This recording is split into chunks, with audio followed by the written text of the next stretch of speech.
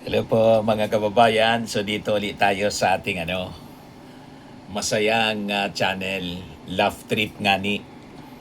Sana niya yung mga masasayang kwento, Mr. Maravillas. Yung tatay ni Alan Peter Cayetano, si kumpanyero, bumangon na po sa ukay. Yan o, pinagre-resign na yung kanyang anak. Alan resign now. Post ito ni Ed Asarconpad.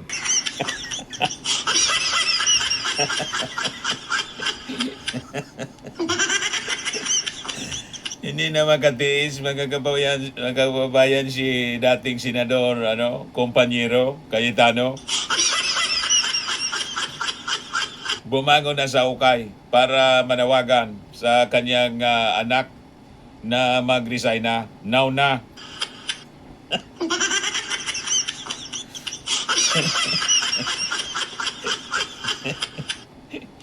Na balisa mga kababayan si kumpanyero sa mga kawalangian na ginagawa ng kanyang mga anak. Pinaya yung legacy ng kanilang tatay.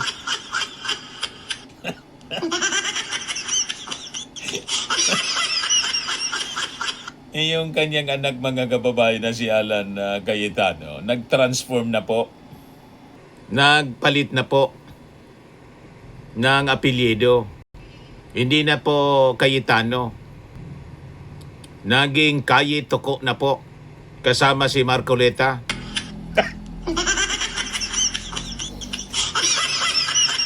Naging Cayetoko. Si Marcoleta naging Marco Toko.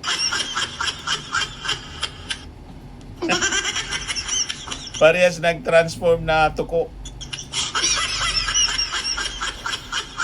Naging mga sinatoko. Puro na niya.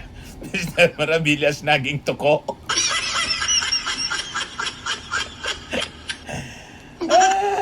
Lahat na naging kapitoko.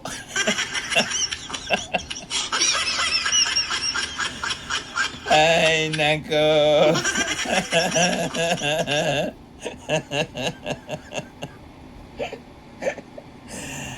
Di ba? Mga kababayan.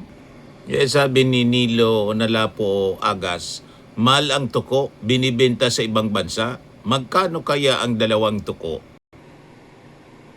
Mahal po talaga yung tuko. Yung isang tuko, si Marcoleta, 2K. Mas mahal si Alan Cayetano. Si Cayetoko, 10K. Di ba?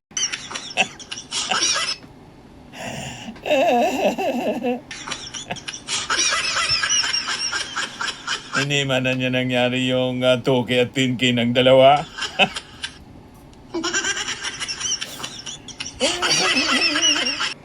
Ito, post ni David Chantan. Sabi dito, 12 na pala ang total. Nak ng tuko ka naman eh. Hindi, sabi diyan, 12 na pala ang total. Sagot ni Marcoleta. Oo nga, 10K sa iyo plus 2K sa akin. Tama nga, 12K na, 10K kay Cayetano, 2K kay Marcoleta, di 12K na. 12. Sabi ni Cayetano, nak ng tuko ka naman eh. Sabi ko 12 na sila sa kabila.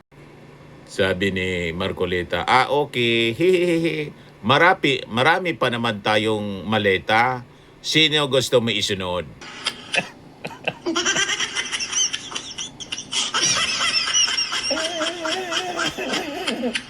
Ito, sabi dito, after setting up the Blue Ribbon Subcommittee,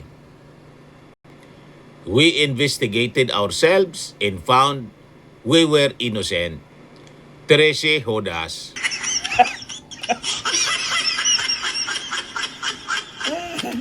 Nabawasan na 10 hudas na lang.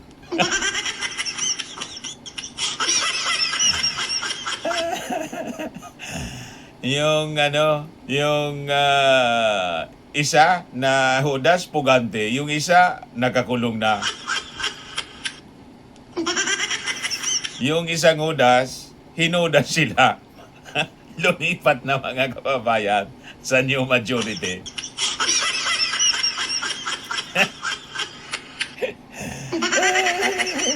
Ito, post ni Ping na po. Sabi ni Alan Pinocchio Cayetano, I'll offer you a solution, Senator Win. Mag-meeting tayo. Biglang nag-post si Ping Lacson sa Twitter. Sabi niya, imagine that the problem wants to offer a solution. Yung mismong problema daw, si Alan Cayetano, nag-o-offer yung mismong problema ng solusyon. Kayo yung problema. Kaya dapat kayo yung umalis dyan sa Senado para siya ang mawala yung problema. Yun ang solusyon.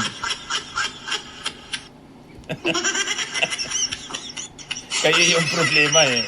Paano kayong mag-open ng solusyon? Kayo mismo yung problema.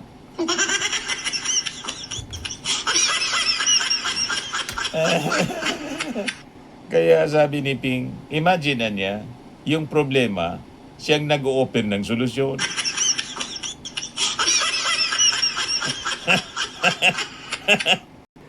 Si Loren, mga kababayan, wala ng problema. Tinanggal na siya sa lista nang tumanggap ng maleta. Kaya sabi dito, itsura pagkatapos bawiin ng 18 Marites ang pangalan. Walang malita si Loren. Sol? Safe na. O, diba? Kaya lang si Jinggoy, nang sabihan ni Marcoleta na safe ka na, yun pala po, hindi pa safe. Diretsong nakulong. Kaya pag naniwala kayo sa kwento nila, ay, peligroso po talaga. Puro budol.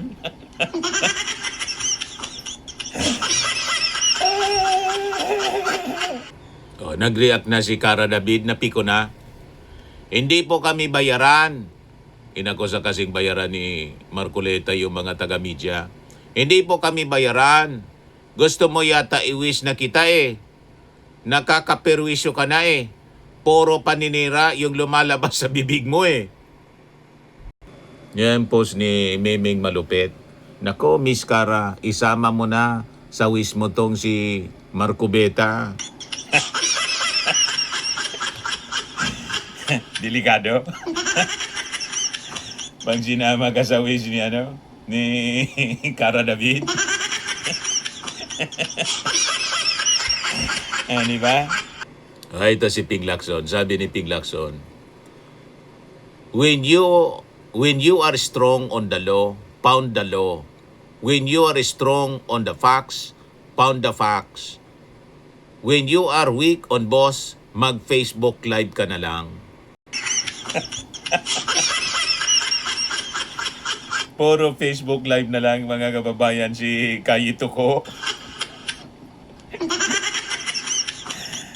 May kasabihan kasi mga kababayan, nang senador daw na nagigipit sa Facebook live kumakapit.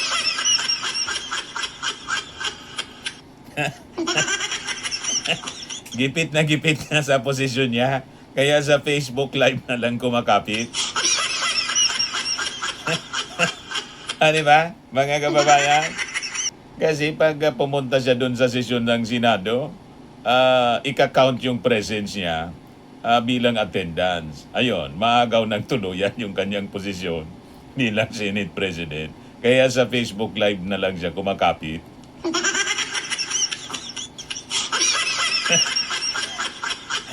Di ba? Mga kababayan, matatalo sa boto. Kaya ayaw nang mag-appear sa sesyon, mga kababayan, Facebook Live na lang lagi. Ganon. Ito post ni Mark Ian Everyday. Inday Sara, nag-ghosting na naman. Guys, may bagong episode ang political drama natin. Sagot ni Inday Sara na walang sagot. Hindi na kailangang sagutin ayon sa manifestation ng House Prosecution. So yung sagot ni Sara, hindi man daw sagot.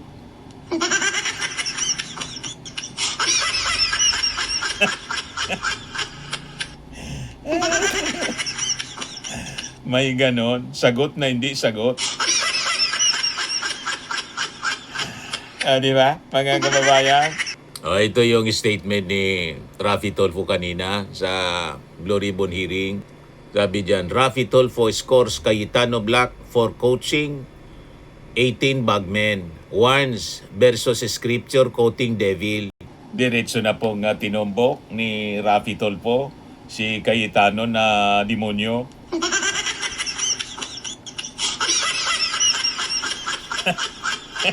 Nagkukota niya ng scripture yung demonyo.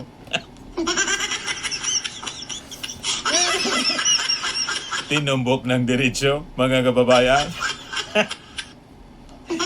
Pati kanina ni Yossi Castro, mag-iigat na niya sa mga nagkukot ng Bible na demonyo.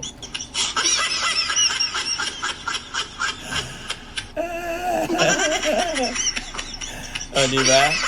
Ito, post ni Virginia Jasmine Pasalo. May bagong pelikula yata, Flag in the Shadows. Robin Hoodlum.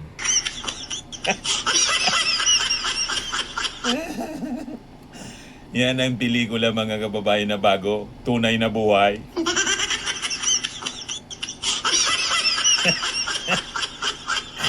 Diba? Mga kababayan, bagay. Ito na yung mga witness ni Baligod. Hindi na siya ex-Marines, kundi 18 morons. Nabago na yung tawag, hindi na Marines po. Puro na mga morons.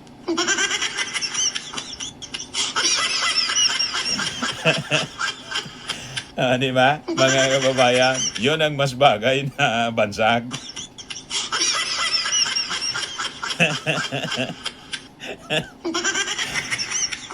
Ito na si Topacio, mga kababayan, inaasar si Erwin Tulfo. Breaking news, Erwin Tulfo is the newest Blue Ribbon Kamote chairman. Ba? Sabay pakita ng Blue Ribbon na panty. Talaga niya, Mr. Maravillas. Pag DDS, kahit abogado, may pagka-sinto-sinto.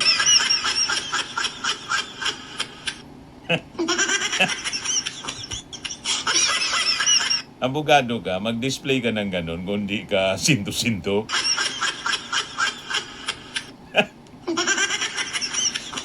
Para mga kababayan yung yung isa pang abogado na DDS, si Atty. Harold Respicio. Puro may saltik.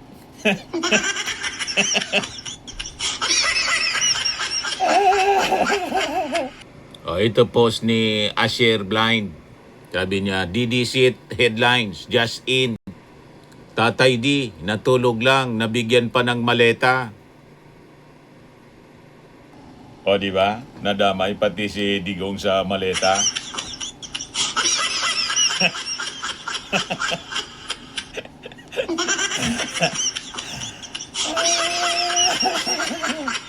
Ito pa, pati si Trump, may 3 na-deliver ding maleta.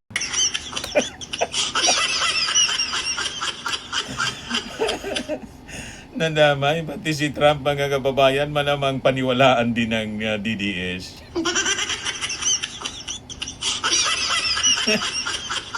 Basta ang kwentong maleta po, mga kababayan, pinapaniwalaan ng DDS.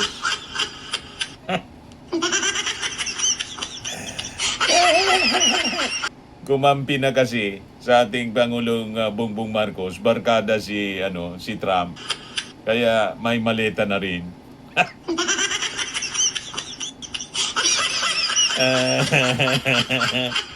O ito pa, pati si Jollibee, nabigyan na rin. 3 maleta. Pamilyar yung nagbigay kay Jollibee. Pamilyar yung mukha, oh. Parang isang senador.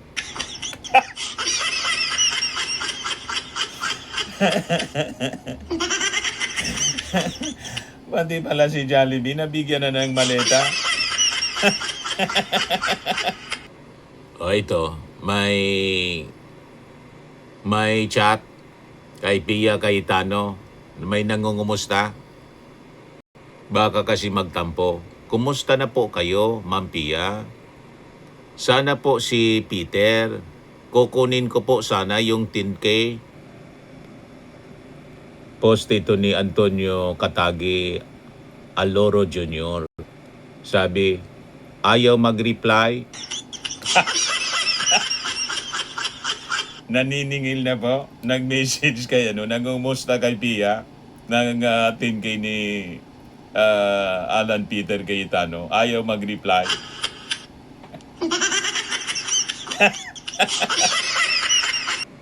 Sabi ng mga netizens, akala ko St. Peter na kukuha sa kanya. Sabi ni Dadilo, baka natatakot at umiiyak pa rin. Sabi ni George Jimenez, kamusta ka na, Pia? Pakisabi sa kapatid mong kaldero, yung 10K namin. Grabe na po yung naniningil, kaya ayaw mag-reply.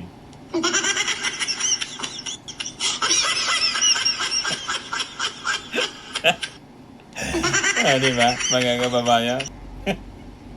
Yan na lang po muna, kasi ayaw man mag-reply ni Pia Cayetano.